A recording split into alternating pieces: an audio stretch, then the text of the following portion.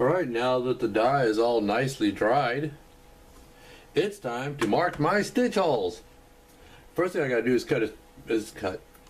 punch stitch holes at the top and the bottom to stitch the front and back piece together. Now, I've already put my stitch holes in the top here, and also I grooved it in the back where the stitch holes are going to go. I am going to touch that up with some dye before I stitch it, so you won't have like that stark light line sticking out like that. But when I do my stitch holes, first thing I do is I lay them out. I'll start at one end, and today we got plenty of sunshine coming through my big old picture window.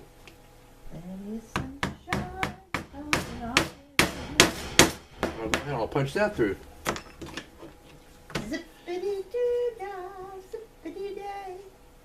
And then this one will sit on this end. So this is pretty much a straight line. I can use the bigger punch.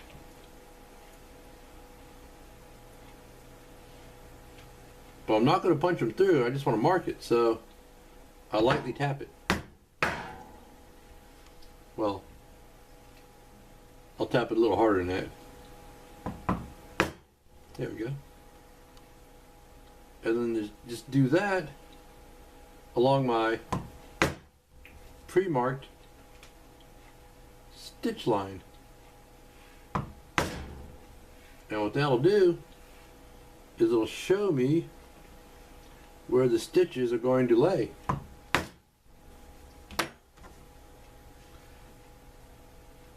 And it looks like I'll have to fudge it just a little bit because I have a little bit of extra space between this point and this point. So I'll just take my punch, and what I'll do is I'll just give it a little bit of extra space on each hole.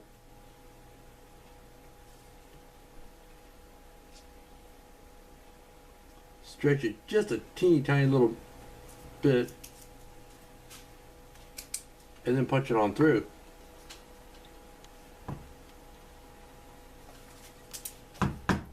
Be careful to make sure that I go straight through, because I want that stitch line to be nice and straight both front and back. And that was enough to line up my holes. Now go ahead and take the big punch, lay it on my marks,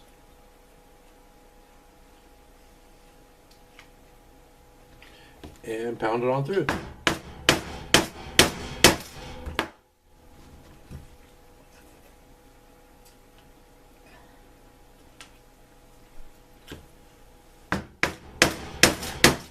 And yes, I pre-punch my stitch holes. Some people do, some people don't. I don't say right or wrong either way, but me personally, it's a lot easier for me to pre-punch my stitch holes than to punch them as I go along because of my messed up hand. I can brace it up and work them out with it, but taking a stitching awl and having a needle and trying to maneuver both around in my hand at the same time, that don't work too good. Okay, now I got the line of stitch holes punched. I'm going ahead, actually, I don't need to groove it on the bottom because the gun ain't going to go that far. On the top, I grooved it, so drawing the gun and putting it back in doesn't abrade the threads. Okay, we're going to go ahead and continue on this one. Oh, one thing. I want to make sure they line up perfectly, front to back. What I mean is I want the end holes, like right here,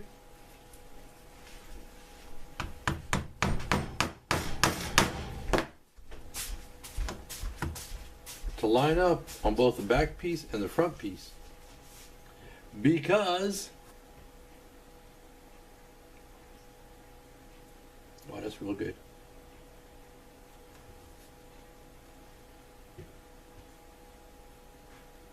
When I go to stitch the front and back piece together, I want these holes to line up because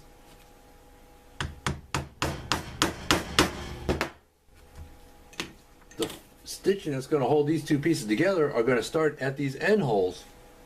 And these end holes need to line up for the front piece and the back piece to be stitched properly. If they don't, it can be fudged, it can be done. But I think it just looks a little neater, a little nicer, and a little like one big long continuous stitch if you go ahead and line those two together. Let me get these lined back up again.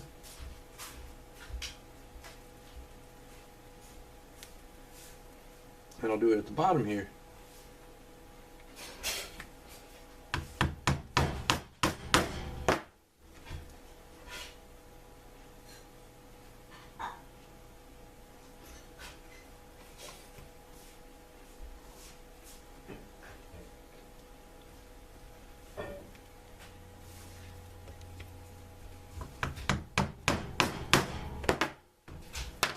And the reason I use the awl is it punches all the way through and it gives me my end points on here. So I'll go ahead and keep punching them holes and we'll be back. Right, we're stitching the liner together. And those stitch holes I just punched, I done put the stitches on this side already. There you go. And now I'm getting ready to stitch this one. I'm using a beige thread because, you know, I think it looks good on that color. So the way I'm doing it is I'm taking my thread and my needle, putting the thread through the eye of the needle, and then I'm going to lock the needle on. The way that's done is, let me go over here where y'all can see me. So I take the thread and I put it down on my work surface here, and about an inch or so back, I'll pierce the thread with my needle.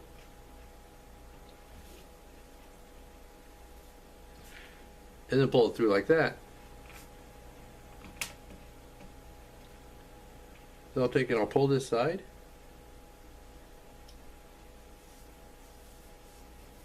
And then pop the thread over the eye. And the needle's locked on.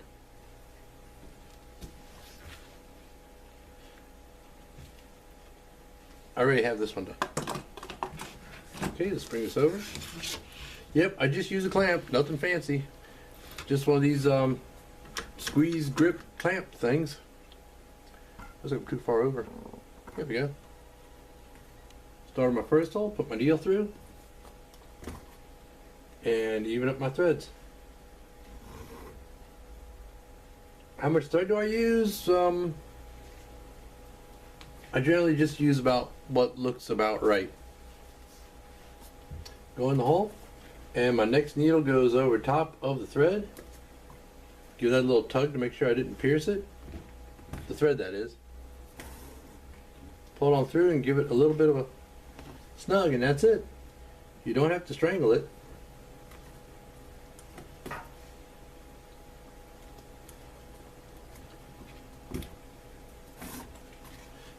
And then keep doing that until I get to the other end.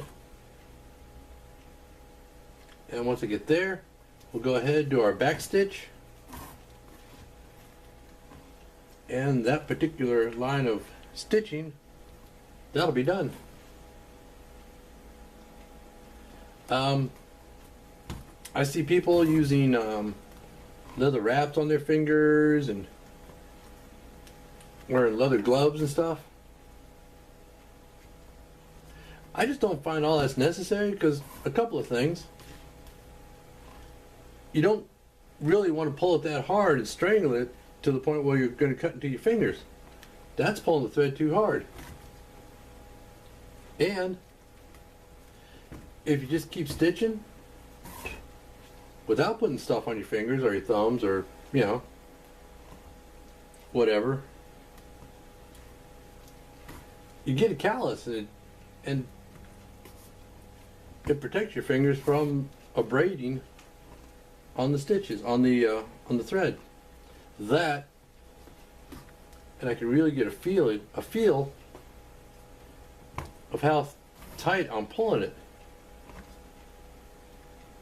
Well, I'm going to keep doing this, and we'll be back in a minute. We're approaching the end of the stitch line. And I just did the same thing all the way down to this end. Actually, that's my last hole there. And once we get there, we need to do our back stitch. And I can see by looking at this that this one's on top, so when I back stitch, I'm going to put that one toward the top.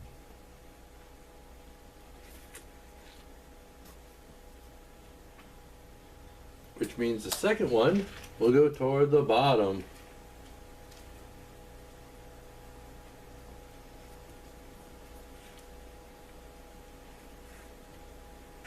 There we go.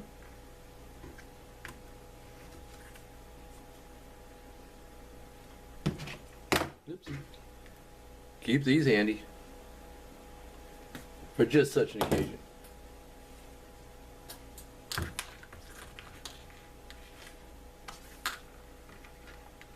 Okay, do that a couple more times.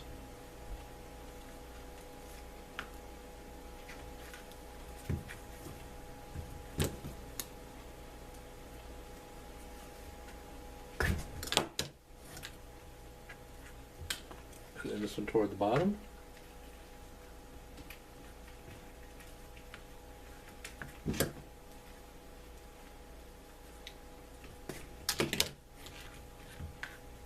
And one more time.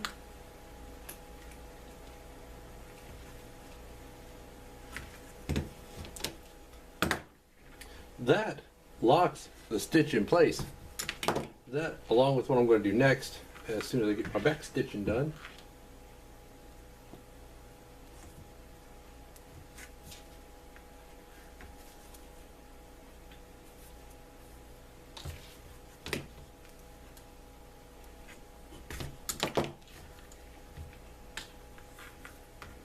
And then one more time through the front.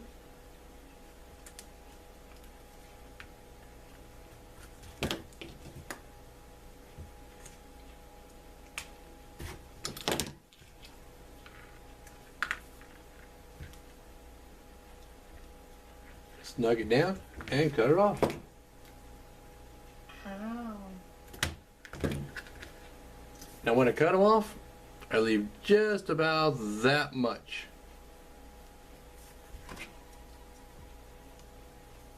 Take my ladder and melt them down. But make sure to tilt the leather away so that I don't scorch it. And there you go. Next step is to take my little hammer, which, yeah, that's also a beer opener.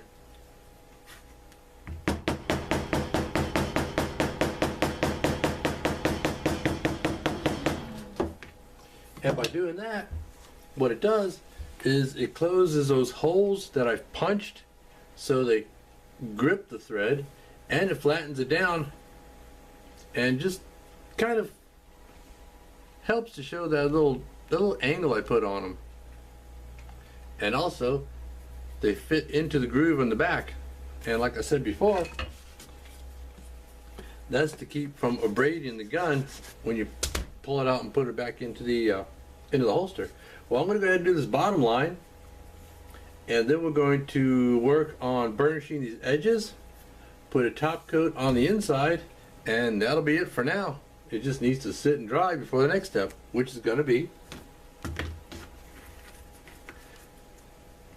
gluing these two sides together. Now when I glue these together, I'll put needles through the corners to make sure that the front and back align properly, so I can get that nice stitch line once I go to stitch it back.